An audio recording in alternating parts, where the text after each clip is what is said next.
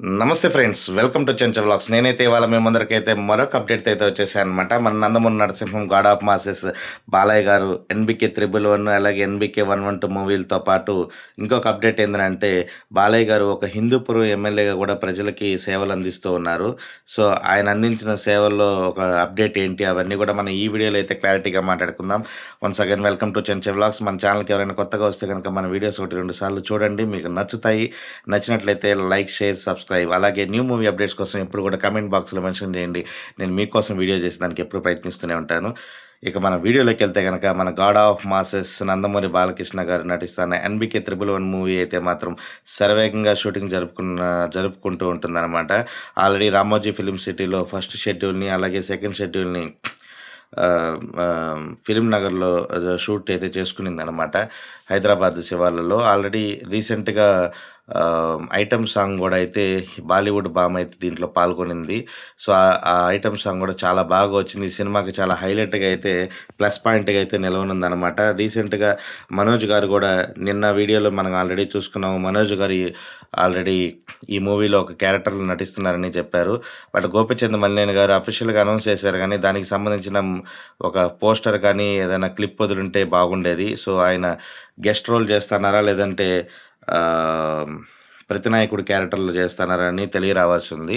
So, ఇకపోతే ఈ cinema అయితే మాత్రం అనుకున్న విధంగానే దసరాకైతే రిలీజ్ చేసేదానికి మూవీ టీమ్ అయితే చాలా భారీగా అయితే ప్లాన్ చేస్తాంది. సో, దానికి తగ్గట్టుగానే బాలయ్య గారి పుట్టినరోజు సందర్భంగా ఈ సినిమానైతే టీజరు, టైటిల్ 2 రిలీజ్ చేసేదానికి సిద్ధంగా ఉందనమాట. ఇకపోతే 'ఎన్‌బీకే 112' మూవీ అనుకున్న విధంగానే ఈ సినిమా కరెక్ట్ టయానికైతే ముహూర్తం అయితే స్టార్ట్ అయ్యేతోటి లేదు. మామూలుగా మనం ముందుగా అనుకున్నాము 'కొరటాల శివ', బాలయ్య గారి కాంబినేషన్‌లో వస్తున్న ఈ సినిమా మీద ఉన్న భారీ అంచనాలైతే నెలకొన్నాయి.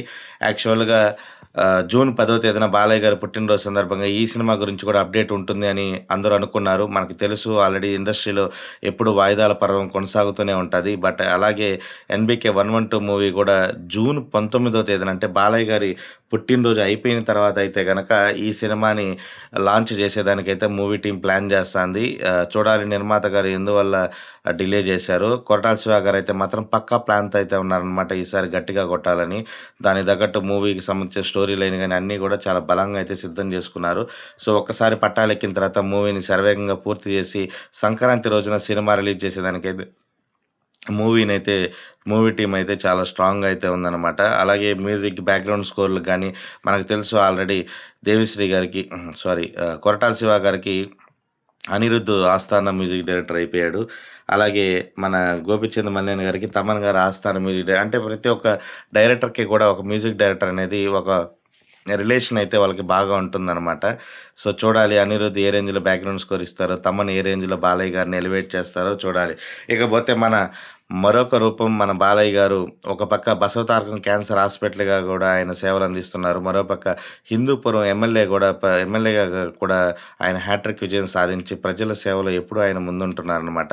దానికి సంబంధించిన ఒక బిగ్ అప్డేట్ ఏందిరా అంటే హిందూపురంకి సెమీ రింగ్ రోడ్‌నైతే శంకుస్థాపన అయితే చేయడం జరిగిందనమాట. ఇదొక బిగ్ అచీవ్‌మెంట్ అనే చెప్పాలి. ఎప్పటినుంచో ఊరిస్తూ వస్తున్న ఈ రింగ్ రోడ్ అనేదైతే మాత్రం రావడం అనేది చాలా సంతోషకరం.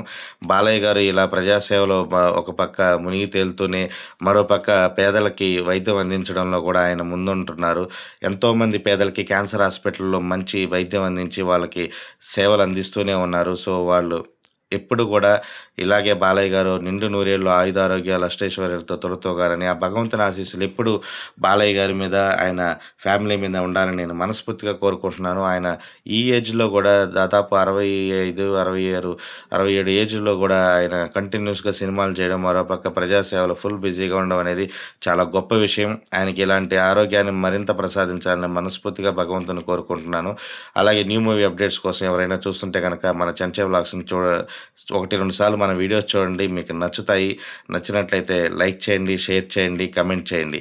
అలాగే న్యూ మూవీ అప్డేట్స్ కోసం కామెంట్ బాక్స్‌లో మెన్షన్ చేయండి. నేను ఎప్పుడు కూడా మీకు వీడియో చేసేదానికి ప్రయత్నిస్తూనే ఉంటాను. మరిన్ని అప్డేట్స్ కోసం చెంచా వ్లాగ్స్ అంతవరకు సెలవు. ఇట్లు మీ చెంచా వ్లాగ్స్ సైనింగ్ ఆఫ్. బై.